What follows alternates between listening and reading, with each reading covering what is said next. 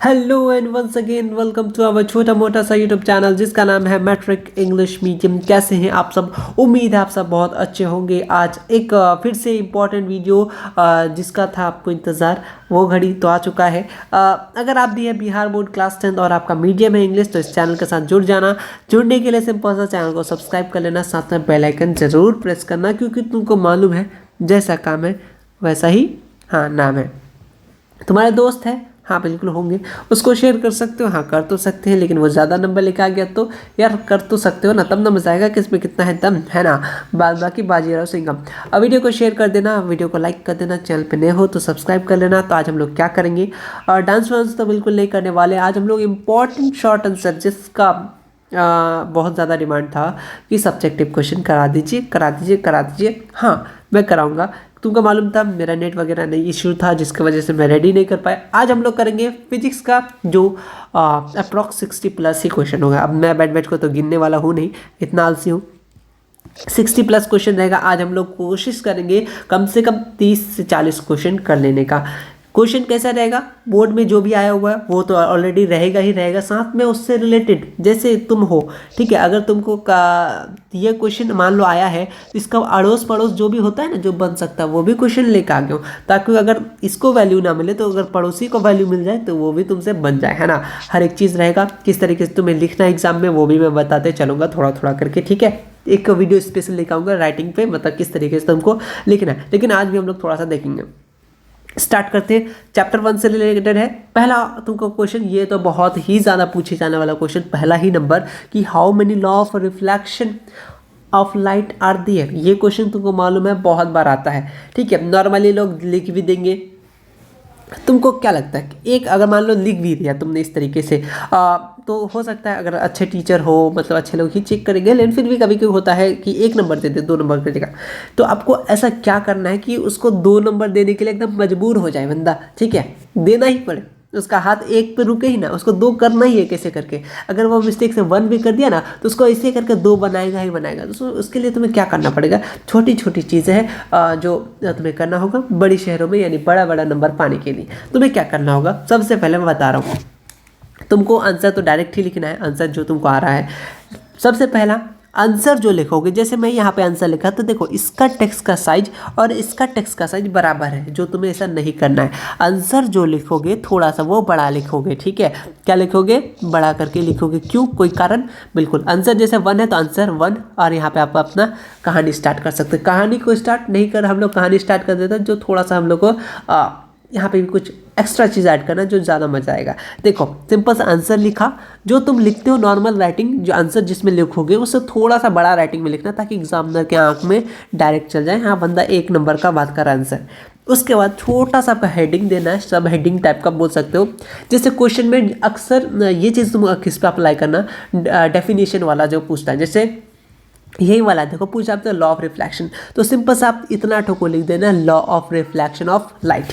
इतना हेडिंग बनाना, answer number 1 इतना हेडिंग बना दिया, law of reflection of light. उसके बाद नीचे लिखना there are 2 law of reflection of light which are follows. इसी तरीके से 1 नंबर दे देना, या फिर तुमको ए बी करना अच्छा लगता है तो जो तुमको अच्छा लगे कर लेना यार, ठीक है, क्या दिक्कत जाता है, ठीक है। The incident ray, refracted ray and normal ray all normal to the point of incidence, वो ऑल 3 लाई कहाँ करेगा, सेम प्लेन में, ये भी आपको मालूम है। The angle of incidence is equal to angle of reflection. उसको इस तरीके से लिखना, उसको बहुत सारा कॉपी चेक करना होता है, उसको जहाँ यूनिक देगा, हाँ यहाँ बंदा कुछ तो अच्छा किया है, कुछ अच्छा लग रहा है इसको कॉपी में, इसको अच्छा नंबर दो।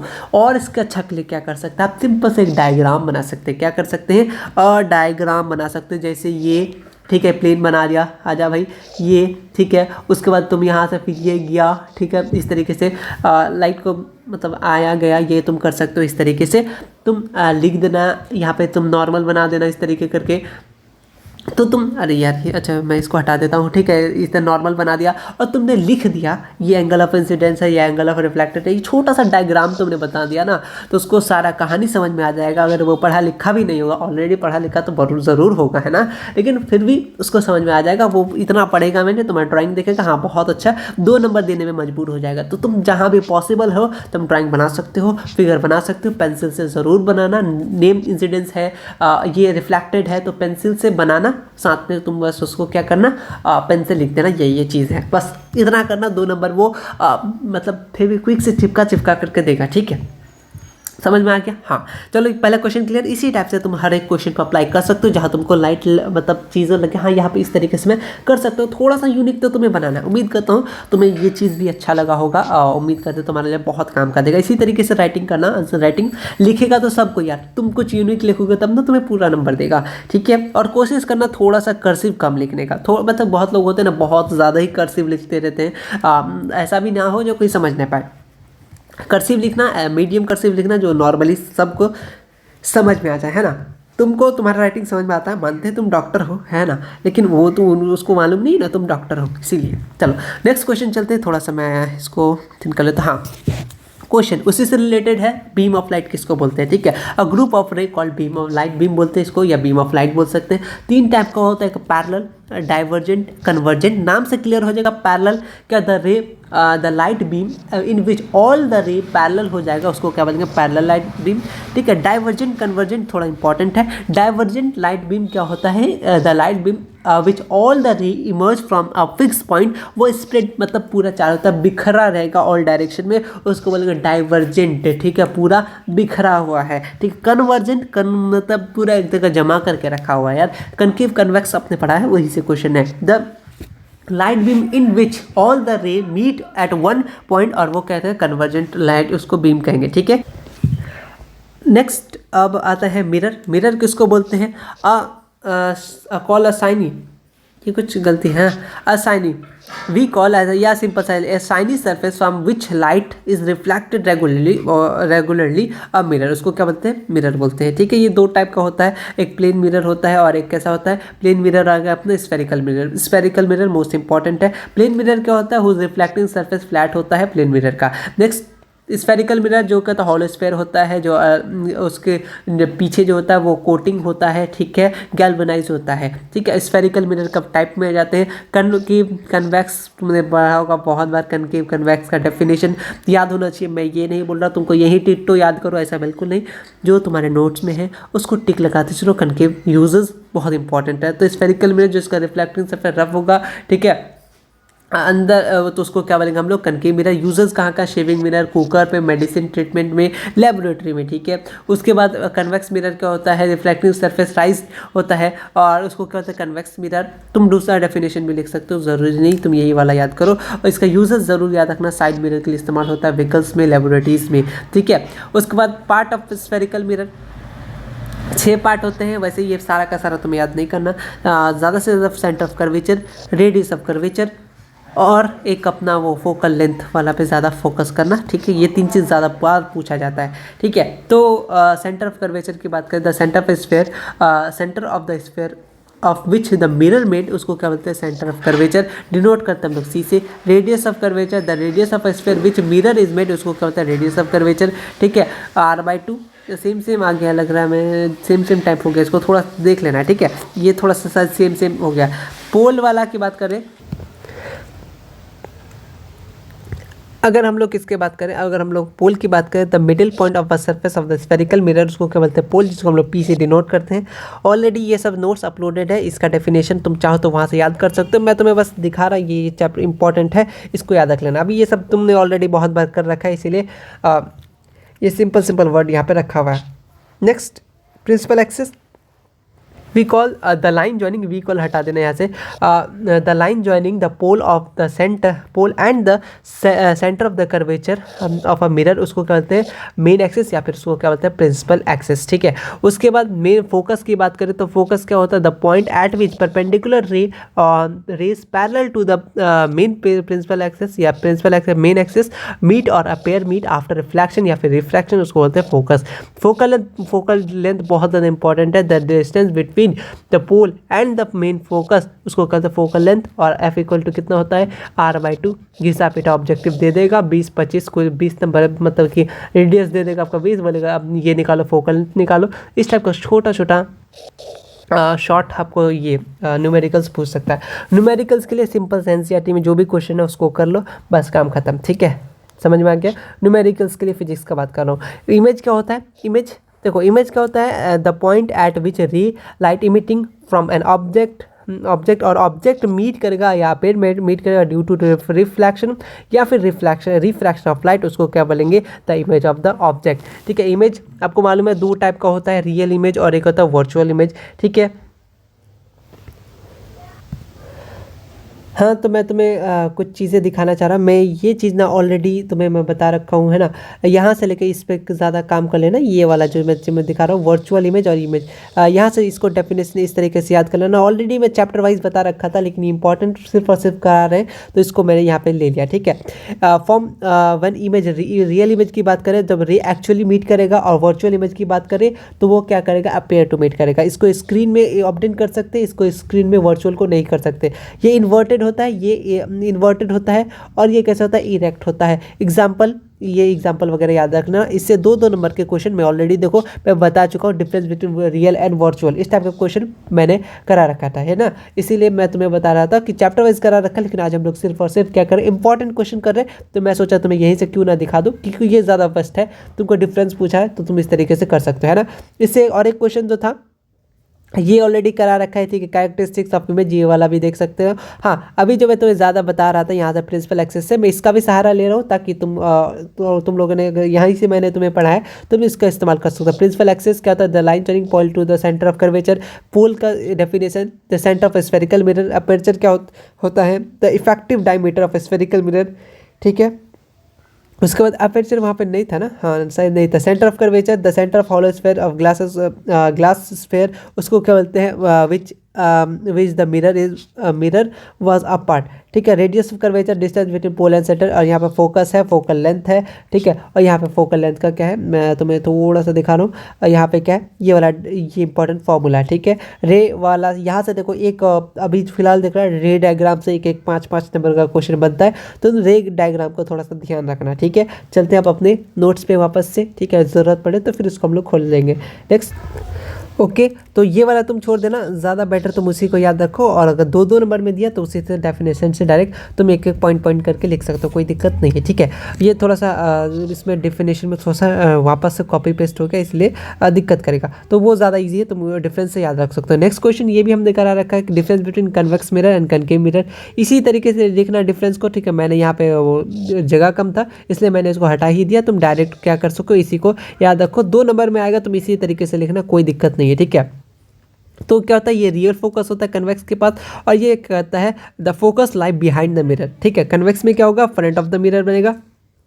एज इट इज़ याद रखना है, जैसे यहाँ रियल फोकस है, वर्चुअल फोकस। ठीक है, ये लाई करेगा बिहाइंड द मिरर, ये फ्रंट ऑफ द मिरर, और जिसका रिफ्लेक्टिंग सरफेस कहाँ होगा, कर्व्ड आउटवर्ड होगा, इसका इनवर्ड होगा। ये डाइवर्जिंग मिरर होगा, ये कन्वर्जिंग मिरर। बस तुमको इतना तुम लिख दिया ना, 2 नंबर वो दे के नहीं जा सकता, मतलब दो बिना नहीं दिए जा सकता, मैं भी क्या बोलूँ, है ना।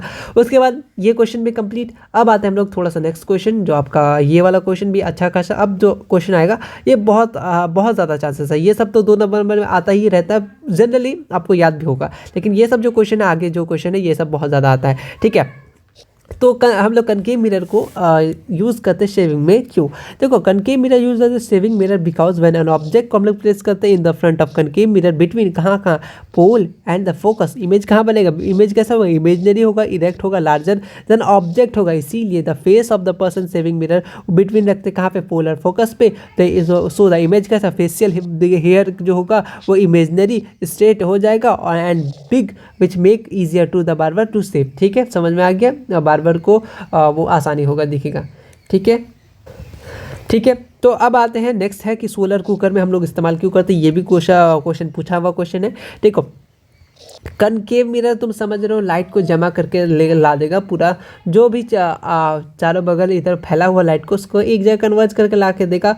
उससे क्या होगा, ज़्यादा एनर्जी, ज़्यादा हीट जनरेट होगा। तो वही चीज़ है, large concave mirror use to solar cooker because the mirror concentrate करता parallel light coming from the sun, and वो क्या करेगा, thermal radiation coming from the rays, उसको फोकस में एक जगह फोकस करेगा, देन वी गेट हम लोग हीट पाएंगे, जिसके वजह से ये अपना सोलर कुकर क्या करेगा, काम करेगा। ठीक है, तो ये भी अपना क्वेश्चन नंबर 10 भी हमारा खत्म। क्वेश्चन नंबर 11 देखो, कार हेडलाइट का बात कर रहा है, कार का हेडलाइट। ठीक है, तो इस वक्त कनकेव मिरर इस्तेमाल करता है कार हेडलाइट में। क्यों, देखो, concave mirror are use in car headlight because, यहाँ पे 2 बार बिकॉज आ गया, बिकॉज वाला हालत हो गया है। देखो इसलिए ये बहुत सारी चीज़ें जल्दी जल्दी में तो दिक्कत, मतलब बहुत ज़्यादा चीज़ छूट ही जाता है, मिस्टेक हो ही जाता है, तो तुम थोड़ा सा इसको ध्यान से रहना। और मैं सोच रहा हूँ कि तुम जो ये सब इंपॉर्टेंट टॉपिक्स है तुम्हारे पास ऑलरेडी होगा नोट्स, उसको बस टिक करते हुए चलना, और तुमको लगे कि आंसर अच्छा कुछ गलती हुआ तो मुझे बता देना, क्योंकि बहुत हड़बड़ी में बनाया गया है, क्योंकि तुम्हें मालूम है कि एक ही दिन में इतना सारा कुछ बना लिया। बिकॉज ऑफ दिस, हाँ तो यहाँ पे एक बिकॉज ऑफ दिस हट जाएगा। When a source of light place in the किसमें focal point of the concave mirror after reflecting ray of light का पैरेलल हो जाएगा of light due to which start seeing object clearly, ताकि object जो है वो साफ दिखने लगे। किसका बात कर हम लोग, कार हेडलाइट का, ठीक है। तो दूसरा क्वेश्चन आता है कन्वेक्स मिरर हम लोग साइड व्यू मिरर इस्तेमाल क्यों करते हैं, तुमको मालूम है, ताकि पीछे का चीज़ अच्छे से देख सके, क्लियरली देख सके, छोटा इमेज बनाता है, और वो कैसा छोटा बनाता है और सीधा करके बनाता है ना। तो convex mirror use side view mirror because convex mirror image object become imaginary straight होते smaller than object due to rise, ज़्यादा से ज़्यादा मतलब फील्ड व्यू देख सकते हैं ताकि दूर तक का दिखे, ठीक है। अब पता चला पीछे दिखाई नहीं, तुमको बड़ा सा दिख रहा, पीछे कौन आ रहा पता ही नहीं चला, और तुम उसको ठोक के चले गए, है ना। The image many vehicles coming from the behind the, ताकि जो भी व्हीकल्स पीछे से आ रहा है तुम इजीली से देख सको, which convenient giving side view giving side to the driver, तो ड्राइवर को दिखता वहाँ से, ठीक। ये तुम्हारा पूरा का पूरा कथा हो गया, बात हो गया, ठीक है। नेक्स्ट क्वेश्चन देखो, और भी यहाँ पे कन्वेक्स मिरर यूज करते साइड व्यू मिरर, क्योंकि image this mirror image object is कैसा था, smaller than the virtual erect compared to the object due to driver can see easily see the reflection of vehicle coming from behind the mirror move his vehicle to the side, ठीक है। Magnification ये भी बहुत बार पूछा है, magnification the ratio of height of image and the height of object, उसको क्या होता है मैग्निफिकेशन, एम से डिनोट करता है, यूनिट नो यूनिट होता है, ये ऑब्जेक्ट बार बार आता है। मैग्निफिकेशन का यूनिट बता दो, तुम बोल देना भैया जब होता ही नहीं तो कहाँ से बताएंगे, तो वो क्या हो जाएगा नॉट नो यूनिट, ठीक है। Height of image by height of object, इस तरीके से लिखना भी वी वाई यू, क्या बोला है मैग्निफिकेशन, ठीक है, माइनस वी वाई यू होना चाहिए ना, माइनस का v by u, magnification lens तो पूछा नहीं है, माइनस वी वाई यू, ठीक है, इसको देख लेना, ठीक। उसके बाद आते हैं रिफ्रैक्शन, रिफ्रैक्शन तो आना ही आना है, या तो रिफ्लेक्शन आएगा या तो रिफ्रैक्शन आएगा, लिख लो, ठीक है। The process of changing the direction of ray when passing from one transmit medium to another medium, उसको क्या बोलते हैं रिफ्रैक्शन, ठीक है। चलो उसके बाद लॉ ऑफ रिफ्लेक्शन, ये तो तुम्हें मालूम है, अभी मैंने बताया जिस तरीके से तुम क्या कर सकते हो, वहाँ पे सब हेडिंग आंसर थोड़ा बड़ा करके आंसर नंबर इतना, लॉ ऑफ रिफ्लेक्शन थोड़ा सा रिफ्रैक्शन हेडिंग लिख देना। बहुत लोग रिफ्रैक्शन को रिफ्लेक्शन पढ़ते हैं, जैसे मैं ही बहुत बार पढ़ लेता हूँ ना, तो तुम भी थोड़ा सा ध्यान से पढ़ना, रिफ्रैक्शन पूछा है तो incident ray, refracted ray, normal point of visit और लाइन सेम प्लेन, और सेकेंडरी और या फिर second law refraction tell relation between angle of incidence and angle of reflection, जिसको हम लोग स्नेल्स लॉ के नाम से भी जानते हैं, ठीक है। तो अगर पूछ दे स्नेल्स लॉ किसको बोलते हैं, तुम सेकंड लॉ वाला को डिफाइन कर देना। एकोमोडेशन, अब चैप्टर 1 कंप्लीट, ठीक है, चैप्टर 1 कंप्लीट। अब हम लोग आगे कहाँ पे, ह्यूमन आई वाला में, ठीक है। जितना इंपॉर्टेंट चैप्टर है 16 इंपॉर्टेंट चैप्टर इसी में से आपको मिल जाएगा। यूजर्स बहुत ज़्यादा यूज कनकेव, कन्वेक्स, डाइवर्जिंग इस्तेमाल, कन्वर्जिंग, ठीक है, फोकल लेंथ, पॉजिटिव, नेगेटिव, इस टाइप का क्वेश्चन भर के पूछता है, ठीक है, एकदम भर के, तुम रेडी रहना। Accommodation capacity of human eye, the human eye such as ability होता है that image of an object situated in a different distance from on the retina, अलग अलग जगह में क्या होता है ऑब्जेक्ट रखते हैं, उस हिसाब से उसको रेटिना को फिक्स करना पड़ता है, रेटिना में इमेज बनता है, उस हिसाब से एबिलिटी करना पड़ता है। एंड ऑब्जेक्ट क्लियरली विजिबल देखने के लिए the ability of eye lens, इसको कहते हैं एडजस्टमेंट आई लेंस या फिर एकोमोडेशन। तो वो एनसीईआरटी में लाइन है ना, द पावर ऑफ एकोमोडेशन का, the power of focal length to adjust इस फोकल लेंथ, ऐसे कुछ है एकोमोडेशन का डेफिनेशन, वो सिंपल सा वो याद रख सकते हो, ठीक है। The power of focal length to adjust focal length, इसी टाइप का कुछ डेफिनेशन मैं ही खुद बोल रहा हूँ, हाँ, the ability of eye lens to adjust इस फोकल लेंथ, ये डेफिनेशन था, ठीक है। बुक में पहले या दूसरा पन्ना में ही लिखा हुआ कोई ये डेफिनेशन, वही याद कर लेना पावर ऑफ एकोमोडेशन के लिए, ठीक है। जो एबिलिटी होता है ह्यूमन आई का। उसके बाद आता है मेन, यहाँ से minimum distance vision, what is the minimum distance of clear vision, the minimum की बात करें डिस्टेंस विजन ऑफ ऑब्जेक्ट, जिससे हम लोग कोई भी चीज़ क्लियरली सीन देख सकते हैं, उसको कहते हैं मिनिमम डिस्टेंस विजन। और ये कितना होता है मिनिमम बोले तो मैक्सिमम बोले तो इन्फिनिटी भाई, जहाँ तक तुम देख सकते हो, और ये ऑब्जेक्टिव क्वेश्चन बहुत बार आता है, कितना होता है 25 सेंटीमीटर, इस पर थोड़ा सा फोकस कर देना, ठीक है। और इस टाइप के क्वेश्चन में तुम थोड़ा सा अंडरलाइन कर देना, जैसे मिनिमम जिससे क्लियर विजन दिखे, ठीक है, 25 सेंटीमीटर। तो छोटी छोटी चीज़ें जो तुमको नंबर देने का काम करेगा, ठीक है। तो जहाँ पे तुमको लगे हाँ मैंने यहाँ इंपॉर्टेंट पॉइंट लिखा है, एग्जामिनर का आँख यहाँ पे आ जाना चाहिए, तो तुम उसके नीचे ब्लैक से लिख रहे हो तो ब्लू से कर देना, रेड बिल्कुल मत इस्तेमाल करना, ठीक है।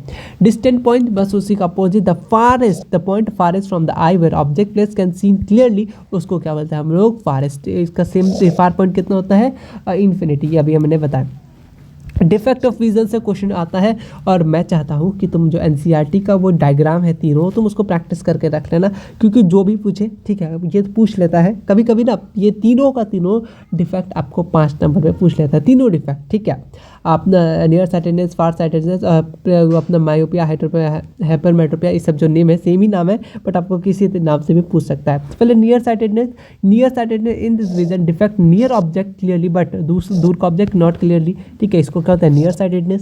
और रीज़न पहला लिख दिया डेफिनेशन, उसके बाद आ जाओ रीज़न क्या है, फोकल लेंथ ऑफ आइलेंस क्या हो जाएगा, डिक्रीज हो जाएगा, पावर इंक्रीज हो जाएगा ड्यू टू आइलेंस का जो form image of an object front of the retina, therefore object clearly not visible.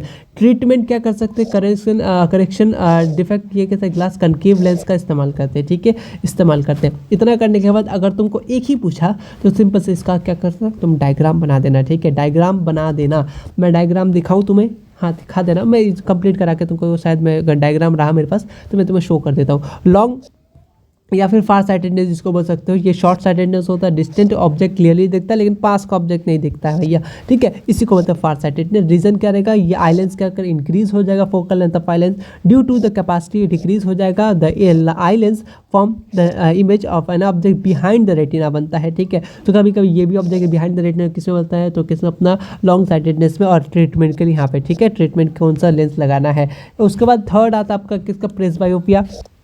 ये क्या होता है, ये कोई डिफेक्ट नहीं होता, इसके कारण बुढ़ापे के कारण होता है। The defect occur in age के कारण such defect in which distant object not clearly visible, और ना तो नियर ऑब्जेक्ट, दोनों ही नहीं दिखता है, इसको कहते हैं हम लोग विजुअल डिफेक्ट या फिर आपको प्रेसबायोपिया। ये कि इलास्टिसिटी ऑफ इसके कारण से होता है, the elasticity of eye lens reduce significantly due to which defect found पाया जाता है। ट्रीटमेंट के लिए हम लोग बाईफोकल लेंथ का इस्तेमाल करते हैं, कन्वेक्स कन्वेक्स दोनों, जो तुमको सूटेबल लगे, ठीक है। ये वाला डायग्राम में दिखा देता हूँ, खोज लेता हूँ 1 मिनट। हाँ सॉरी रहेगा फिलहाल के लिए, अभी शायद वो मेरे पास डायग्राम उपलब्ध नहीं है, और फिलहाल अभी नेटवर्क मतलब कि मैं जिसमें हूँ अभी इसमें नेटवर्क कनेक्ट नहीं कर सकता, वरना भर जाएगा पूरा फ़ोन, ठीक है, दिक्कत हो जाएगा, फिर से वापस से रिलोड हो जाएगा। तो मैं कम्युनिटी पोस्ट कर दूंगा, तो मैं एनसीईआरटी में तो देखने मिलेगा 3 को तो डायग्राम है। देखो ये भी क्वेश्चन बहुत बार आ चुका है कि डेंजर सिग्नल रेड ही क्यों होता है, ऐसा क्यों। देखो the colour of light greater wavelength होता है, the red colour light has been longest wavelength, आपको मालूम होना चाहिए। दे और खोज ही दिया, therefore the scattering of red light least होता है, that among the colour visible long distance the red colour has useful because all colour scatter only rapidly, that's why danger किसका इस्तेमाल करते हैं हम लोग, रेड का, ठीक है। इसलिए ट्रैफिक सिग्नल वगैरह के लिए भी इस्तेमाल कर सकते हैं। एटमॉस्फेरिक रिफ्रैक्शन से आप क्या समझते हैं, ये भी क्वेश्चन आ चुका है। अब ये सब जो क्वेश्चन है बहुत इंपॉर्टेंट क्वेश्चन है, ठीक है। अब तक वो जो तुमने ऑलरेडी बहुत बार कर रखा है, ये सब क्वेश्चन में भी तुमने नहीं कर रखा हो, एनसीईआरटी का क्वेश्चन लगा के रखना, पीछे एक्सरसाइज का, बैक एक्सरसाइज का, इंटेक्स वाला भी लगा के रखना, वही से क्वेश्चन है। देखो atmospheric refraction, when sunlight enter करता है अर्थ एटमॉस्फेयर में, it passes from rare medium to denser medium, that mean light refracted होगा, द फिनोमिना अगर होगा उसको बोलेंगे एटमॉस्फेरिक रिफ्रैक्शन। स्टार जो अपना होगा, star appear twinkling due to the atmospheric refraction. और ये ऑब्जेक्टिव क्वेश्चन तुम्हारे लिए तैयार कि स्टार अपेयर ट्विंकलिंग किसके कारण होता है, एटमॉस्फेरिक रिफ्रैक्शन, ठीक है। ट्विंकलिंग ऑफ स्टार से रिलेटेड और एक क्या क्वेश्चन बनता है कि star seen twinkle at night, रात को ही क्यों चमकता है भाई, दिन को क्यों नहीं चमकता है, ठीक है, ठीक है। फिर भी लोग बोलते हैं दिन को तारे दिखा दूंगा, ठीक। तो star are seen twinkling at night because when light emit from the star increase due to atmospheric refraction, the star appear brighter but when light of same star decrease then the appearing blur हो जाएगा, जिसके कारण से जिससे क्या हो जाएगा, repeated shining और डिमिंग दिखेगा स्टार का star that the star seen कैसे करेगा, ट्विंकलिंग एट नाइट, रात को चमकना दिखेगा, चमकता हुआ आपको दिखेगा। नेक्स्ट क्वेश्चन है कलर क्लाउड का वाइट ही क्यों होता है, ब्लैक ब्लू ग्रीन आपको अलग अलग 7 कलर का क्यों नहीं दिखता है। Cloud contain water, big drop of water जो स्कैटर करता है लाइट, डिपेंड करता है कैसे basic code light of all color scattered equally by the large water droplet in the cloud, that is why the color appear कैसे दिखता है, white। Next question कि आखिर जो ये एस्ट्रोनॉट को ब्लैक क्यों दिखता है ये स्काई, ये भी क्वेश्चन बहुत बार आ चुका है। वहाँ पे देखो there are no particle in space, जब पार्टिकल ही नहीं है स्पेस में, स्कैटर कहाँ से होगा, ठीक है। That mean no atmospheric atmosphere, वहाँ पे एटमॉस्फेयर नहीं है, देयरफॉर वहाँ पे नो स्कैटरिंग ऑफ लाइट, इसलिए इसका अपना जो एस्ट्रोनॉट को वो कैसा दिखता है, ब्लैक दिखता है, ठीक है। उसके बाद इसी ये क्वेश्चन आपसे पूछा गया।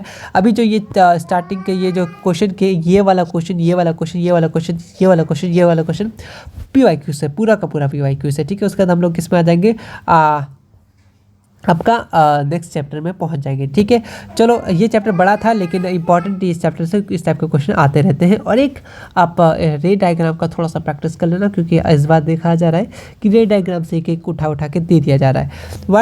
Y does the sun appear red at the time of sunrise and sunset, ऐसा क्यों होता है। देखो at the time of sunrise और sunset sun remain great distance from the earth, ठीक है। Such situation light emitting from the sun has to travel long distance in the atmosphere, due to which most of the light क्या करेगा, short wavelength वो क्या करेगा, scatter हो जाएगा by the particle present in the atmosphere, and only the light with highest wavelength जैसे red color can reach the earth, that's why shining appear red at the time of sunset और sunrise। जब में आप देखते होंगे एक तो वो दूर डिस्टेंस ट्रेवल कर क्या था अपना, आपका जो सन भैया जी है, मतलब चंदा मामा, सूरज क्या है, सूरज भी मामा ही होगा, ठीक है। वो भी दूर का डिस्टेंस कवर करके आता है। आप देखे होंगे जब आप सुबह उठते हैं, अगर उठते हैं, मे बी मैं तो नहीं उठता, या शाम को रेडिस आपको देखने को मिलता है, कहाँ पे चारों तरफ रेडिस देखने को मिलता है, इसलिए ये भी क्वेश्चन आ चुका है, इसको इम्पॉर्टेंट क्वेश्चन लगा के रखना। तो चैप्टर कंप्लीट हुआ, लेकिन वीडियो शायद अभी कंप्लीट नहीं करूँगा। और देखो जितना पॉसिबल क्वेश्चन है, जितना बन सकता है, ऑलरेडी बने हुए यहाँ पे मतलब सब कुछ करा रखा है। 2 चैप्टर कंप्लीट हो गया आपका फिजिक्स का, ठीक है। अब जब हम लोग कोशिश करते हैं 3rd चैप्टर को कंप्लीट, उसका 4-5 एक वीडियो में, क्योंकि आपको सोर्सेस ऑफ एनर्जी वाला जो लास्ट वाला है उधर से क्वेश्चन अच्छे खासे आते हैं। तो ये सब जो क्वेश्चन है ये आपको PYQ में देखने को मिलेगा। जो ऑलरेडी आप PYQ अगर देखे होंगे तो ये सब क्वेश्चन ज़रूर आपके आंखों के सामने तो ज़रूर आया होगा, ठीक है। अगर क्वेश्चन आपका आंसर ऑलरेडी नोट्स में है तो बस टिक लगा देना, ये क्वेश्चन याद करना है। ये 1000 जगह लिखने से बस डाटा ही कलेक्ट होता है, आपको रिवाइज भी करना है, इसलिए आपके पास नोट्स होगा, उससे बस टिक लगा देना है, ठीक है। नोट्स ऑलरेडी अपलोडेड है गूगल ड्राइव में, जाके आप देख सकते हैं, ठीक है। अब आते हैं आपका इलेक्ट्रिसिटी से इंसुलेटर क्या होता है। इंसुलेटर ऐसा चीज़ होता है जिससे हम लोग क्या करता है, ईजिली जो अपना करंट जो है वो पास नहीं हो सकता, ठीक है। जिससे पास होता है उसको क्या होता है हम लोग, कंडक्टर। ये भी क्वेश्चन पूछ सकता है, conductor simple substance through which current pass, वो अगर पास हो गया तो क्या हो जाएगा, कंडक्टर, ठीक है। और इंसुलेटर किससे होगा, जिसे पास नहीं करेगा। उस एग्जाम्पल प्लास्टिक वगैरह लिख देना, वुड हो गया। ये सब किसका एग्जाम्पल हो गया, अपना इंसुलेटर का, ठीक है। रेसिस्टेंस क्या होता है, resistance the property of such substance जो अपोज करता है flow of current passing through it, उसको क्या बोलेंगे, रेसिस्टेंस। मतलब बोले तो एक तरह से रुकावट। वी कॉल रेसिस्टेंस, जिसको R से डिनोट करते हैं, ऐसा यूनिट कितना तो ओम, ठीक है। 2 नंबर में defined resistance, ammeter, volt meter, या ऑलरेडी मैं जब करा रहा था PYQ के सब्जेक्टिव क्वेश्चन तो उसमें तुमको देखने को मिला होगा, ठीक है। तो ये सब क्वेश्चन इंपॉर्टेंट है। अमीटर की बात करें तो अमीटर, ठीक है, मीटर या अमीटर क्या है, एक इंस्ट्रूमेंट है जो क्या करता है, करंट, ठीक है, by which the current of an electric circuit measure करते हैं, उसको हम लोग अमीटर बोलते हैं, जिसे डिनोट करते हैं A से। और इसको हम लोग किस में लगाते हैं, सीरीज में लगाते हैं, इस बात को याद रख लेना, ठीक है। ये जैसे ये वाला क्वेश्चन, ये इंपॉर्टेंट बात है, इसके नीचे ऐसे रख सकते हो, मेजर करते हैं इलेक्ट्रिक करंट, ये इसको हाईलाइट कर देना थोड़ा सा, ठीक है। तो ये इस तरीके से कर देना। वोल्ट मीटर ऑलरेडी आया हुआ है, तो ये सब रेसिस्टेंस भी आया हुआ है, तो अमीटर नहीं आया है, हो सकता आ जाए, ठीक है। कोई बड़ी बात नहीं है। तो ये सब छोटे छोटे डेफिनेशन याद होना चाहिए तुम्हें, ठीक है। वोल्ट मीटर इंस्ट्रूमेंट होता है जो वोल्टेज नापता है, voltage in electric circuit measure करता है, जिसको वोल्ट मीटर बोलते हैं। डिनोट करते हैं वी से, और इसको हमेशा कैसे लगाते हैं, पैरेलल में लगाते हैं, ठीक है। पैरेलल और अपना सीरीज वाला आपने पढ़ा होगा, ठीक। उसके बाद आता है इलेक्ट्रिकल इंसुलेटर। क्या होता है, देखो वही अच्छा वही चीज़ वापस इलेक्ट्रिकल इंसुलेटर। तो इसमें कुछ ज़्यादा कुछ दो ऑलरेडी आ चुका है, और 28, 29, 30, ठीक है। अच्छा ये 2 बार क्वेश्चन आ गया। रेसिस्टेंस एम्पेयर, अच्छा, ये 2 बार आ गया है, सॉरी, ठीक है। ये भी हो गया, ये भी हो गया, ये भी 2 बार आ गया है, तो कोई दिक्कत नहीं है, आ गया तो इसको आगे बढ़ते हैं हम लोग। हाँ, ओम्स लॉ इंपॉर्टेंट है, वोल्ट मीटर तक कर रखा है, यहाँ तक ये वापस से आ गया है फिर से, कोई बात नहीं, होता रहता है। ओम्स लॉ क्या होता है, इन 1836 आपको मालूम है, ये अपने जॉन सैमुअल ओम, इनका नाम बहुत, ये कहाँ का थे, साइंटिस्ट थे, इन्होंने डिस्क्राइब किया था relation between potential difference and applied cross the end of the conductor, ठीक है, and the electric field flowing through it. ये रिलेशन को हम लोग क्या बोलते हैं, ओम्स लॉ बोलते हैं, ठीक है, V equal to I R, और ये भी लिख सकते हैं। देखो that is there are no charge on the top of the conductor, the electrical current flowing through electric current flowing in it is proportional to the potential difference, यानी V equal to I R वाला याद रखिएगा, ठीक है। तो applied between the it's according to, ये V equal to I R याद रखिएगा, सिंपल से आपको याद हो जाएगा, ठीक है। और यहाँ पे क्या लिखा हुआ है, सिंपल से I इक्वल टू, इसको बस ये वाला को आप इधर फिर दीजिएगा तो I इक्वल टू V/R में हो जाएगा। तो वही चीज़ इधर उधर पलट के भी दे सकता, कोई दिक्कत नहीं। आप ये लिखिएगा सिंपल से V equal to I R, Ohm's law को लिखने के बाद, ठीक है। व्हाट इज सेफ्टी फ्यूज़ का, देखो सेफ्टी फ्यूज़ पूछा आपका। हाँ, तो फ्यूज़ का इस्तेमाल आप देखे होंगे घरों में भी। देखो ये एक सेफ्टी डिवाइस होता है, बहुत सेफ्टी है ये, इलेक्ट्रिकल अप्लाइंसेस में लगा होता है, हाउस होल्ड में, जिसमें क्या होता है नॉर्मली जब हाई वोल्टेज आ जाता है इंस्ट्रूमेंट में, चाहे मशीन वगैरह में, तो वो क्या हो जाता है, जब मशीन स्टार्ट ओवरलोड जब हो जाता है तो जो फ्यूज़ होता है वो ब्रेक हो जाता है, जिसके कारण से पूरा लाइन बंद हो जाता है, जिससे आपका जो सामान है वो प्रोटेक्ट रहता है, किससे, शॉर्ट सर्किट से या जलने से बच जाता है। इसलिए हम लोग किसका इस्तेमाल करते हैं, फ्यूज़ का इस्तेमाल करते हैं, ठीक है।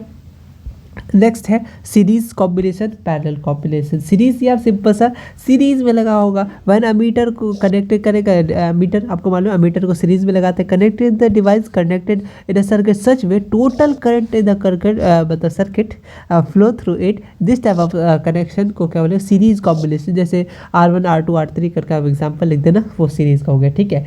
उसके बाद है पैरेलल सीरीज कनेक्शन। क्या होता है, वैन इलेक्ट्रिकल सर्किट क्या होता है, device keep the potential difference between two terminal, the potential difference across the terminal of a voltage equal होगा, उसको बोलेंगे parallel. Important formula I equal to Q by T, formula से याद रखना। Current I क्या है, करंट है, T का टाइम है, चार्ज है, W equal to Q by V, I equal to Q by T, इधर उधर पलटा करके अगर I निकालने बोले तो T को तुम इधर लेकर आ जाना, अगर तुमको कुछ और निकालने बोले तो इधर उधर मल्टीप्लाई करके तुम निकाल सकते हो, ठीक है। फार्मूला वगैरह याद रख लेना। और डिनोटेंट की बात करें तो एम्पेयर को इस एम्पेयर होता है, I से दिखाता है, V वोल्ट हो गया, पोटेंशियल डिफरेंस भी वोल्ट हो गया, जूल, यू से जूल, आर से अपना क्या होता है रेसिस्टेंस को ओम, ठीक है। आज के लिए फिलहाल इतना ही। देखो यहाँ 39 नहीं होगा, यहाँ पे सॉरी 19 नहीं होगा, यहाँ 39।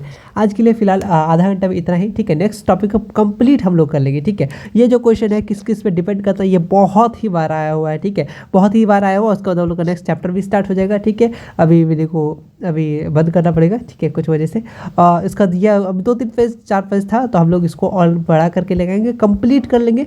आधा घंटा में हम लोग कंप्लीट कर लिया। इसका मतलब अभी जो नेक्स्ट वीडियो आएगा आधा घंटा का, मतलब कि जब भी आए, ठीक है, आजकल में ही, तो वो कंप्लीट फिजिक्स। अभी हम लोग लगभग 40 क्वेश्चन कर लिए, ठीक है। यही क्वेश्चन इंपॉर्टेंट है, इसको अच्छे से करके रखना, इतना मोस्ट इंपॉर्टेंट है। ये सब ऑलरेडी आया हुआ है। ये जो पेज था यार बहुत इंपॉर्टेंट, ये इससे अब जो स्टार ट्विंकल, यहाँ से बहुत बार क्वेश्चन आता है, ठीक है। और ये छोटे छोटे टर्म्स मैंने बताए, ये सबको तुम ध्यान रखना। तुम्हारे पास नोट्स है, बस टिक लगाते चलो और इसी तरीके से याद करते चलो। मिलते हैं। और आंसर राइटिंग का भी मैंने तुम बता दिया किस तरीके से लिखना, डेफिनेशन हो थोड़ा उसको बोल्ड करके सब टाइटल डाल करके तुम लिख सकते हो, ठीक है। ये इंपॉर्टेंट अभी फिजिक्स का, फिर बायो केमिस्ट्री वो सब आएगा। और साथ में मैं कोशिश करूँगा इसके साथ साथ हम लोग फिजिक्स के साथ साथ ज्योग्राफी को भी लेके चले, ठीक है। तो मिलते हैं नेक्स्ट वीडियो में, तब तक के लिए take care and good night और थैंक यू सो मच।